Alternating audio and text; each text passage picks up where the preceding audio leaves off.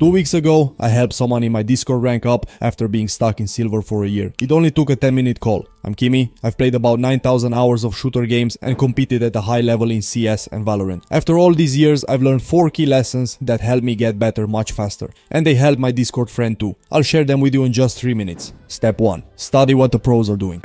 My cousins have been playing the same game for years but are still not improving. They spend hours just messing around, not getting better. If you want to get ahead, don't do what they do. Instead, learn from the best. Watch how the top players play. Look at their roles, how they set up their controls, the gear they use. Everything they do is for a reason. Start by copying their style exactly, then slowly adjust it until it feels right for you. This will help you get better faster than just playing without a plan. Step 2. Use your keyboard more than the mouse. If you're stuck in a low rank, the best thing to work on is how well you aim and move in the game. Watching videos about maps or team strategies from the masters might seem helpful. Still, at low elo, teams often can follow plans well. You can even coordinate to rush B. Let's not even talk about entering a site with smokes and perfect spells being used. You probably already tried to get better at aiming, but movement is just as important. Think about this. Aiming without good movement is like trying to run without using your arms. It's much harder. Spend more time practicing how you move in the game and you will improve faster. Use the course in practice mode, get used to counter strafing and practice moving around the map.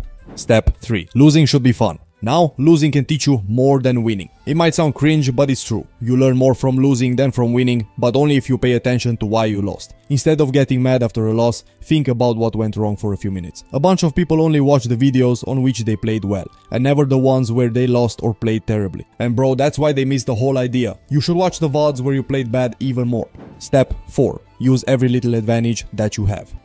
Stack the odds in your favor. In a competitive game, every little advantage counts. If you have a good friend, team up with them. If you can afford better gear, like a good mouse or keyboard, get it. The more advantages you have, the better you'll play. Remove distractions and add boosts. Remove things that make you play worse, like muting toxic teammates who distract you. Add things that help, like turning on features on your keyboard that make it easier to react quickly. Don't worry about people calling you a tryhard. People often try to bring down those working hard to succeed. Just focus on improving and using every tool to get ahead. People like to make things more complicated than they need to be, but it's actually pretty simple. Start by copying what works for the pros. These players get paid to figure out the best ways to play, so why not learn from them? First, focus on your movement. Most players in this game aren't good at movement, so if you get better at it, you'll have an advantage right away. After that, get used to losing. Don't let fear or anxiety about losing hold you back. It's just part of the game and you'll learn from it. Also, add every little thing that can help you, like better gear or teaming up with a good friend. At the same time, get rid of anything that makes you play worse, like negative thoughts or distractions. It's really that simple. Once you reach higher ranks, we can talk about more complex strategies, but by then, you'll probably already know what you need to do. And now, if you want to learn even more about aiming, mentality, check out these other videos. If you're really serious about the game, you can also work one-on-one with me. Just check out the link in the description. Arrivederci.